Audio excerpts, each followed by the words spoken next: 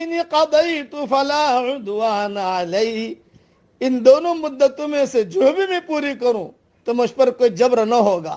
واللہ علی ما نقول وکیل، اور اللہ ہمارے قول و قرار پر گواہ ہے.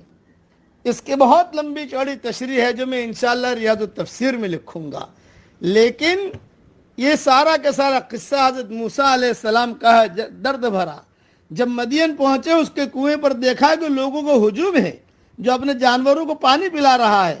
مدین یہ قبیلے کا نام تھا اور حضرت ابراہیم علیہ السلام کے اولاد سے تھا، جبکہ حضرت موسیٰ علیہ السلام حضرت یعقوب علیہ السلام کی نسل سے تھے، جو حضرت ابراہیم علیہ السلام کے پوتے یعنی حضرت اسحاق علیہ السلام کے بیٹے تھے.